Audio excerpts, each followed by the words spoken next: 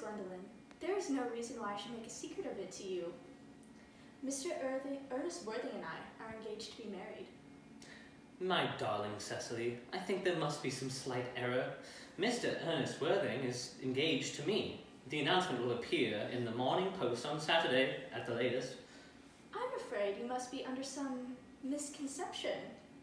Ernest proposed to me exactly 10 minutes ago. Here, you can check.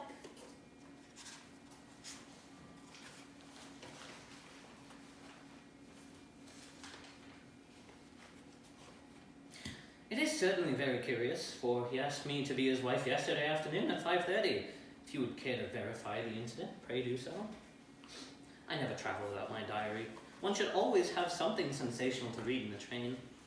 I am so sorry, dear Cecily, if it is any disappointment to you, but I am afraid I have the prior claim. It would distress me more than I can tell you, dear Gwendolyn, if it caused you any mental or physical anguish. But I feel bound to point out that since Ernest proposed to you, he clearly has changed his mind. If the poor fellow has been entrapped into any foolish promise, I shall consider it my duty to rescue him at once, and with a firm hand. Whatever fortunate entanglement my dear boy may have gone into, I would never reproach him with it after we marry. Do you allude to me, Miss Cardew, as an entanglement? You are presumptuous. On an occasion of this kind, it becomes more than a moral duty to speak one's mind. It becomes a pleasure. Do you suggest, Miss Fairfax, that I entrapped Ernest into an engagement? How dare you? This is no time for wearing the shallow mask of manners. When I see a spade, I call it a spade. I am glad to say that I've never seen a spade. It is obvious that our social spheres have been widely different. Are there many interesting walks in the vicinity, Miss Cardew? Oh yes, a great many. From the top of one hill, one can see up to 5 counties. 5 counties? I don't think I should like that. I hate crowds. Is that why you live in town? Quite a well-kept garden this is, Miss Cardew. So glad you like it, Miss Fairfax. I had no idea there were any flowers in the country. Oh, flowers here are as common as people in London. Personally, I cannot understand how anybody manages to exist in the country, if anybody who is anybody does. The country always bores me to death. This is what the newspaper calls agricultural depression, is it not? I believe the aristocrats suffer very much from it at the present. It is almost an epidemic amongst them.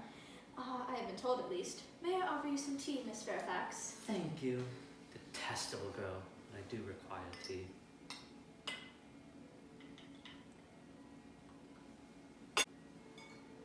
Sugar? No, thank you. Sugar is not fashionable anymore.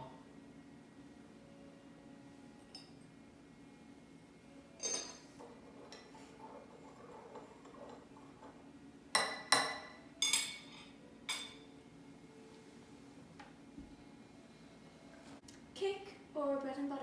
Bread and butter, please. Cake is rarely seen at the best houses nowadays.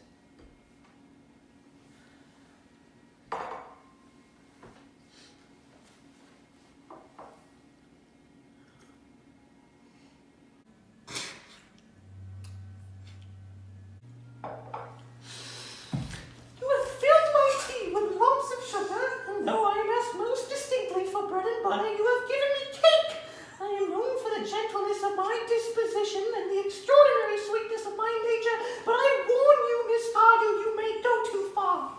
To save my poor, innocent, trusting boy from the machinations of another girl, there are no lengths to which I will not go. From the moment I saw you, I distrusted you. I felt that you were false and deceitful. I am never deceived in such matters. My first impressions of people are most always right. It seems to me, Miss Fairfax, that I am trespassing on your valuable time, and that you have other calls of a similar character to make in the neighborhood.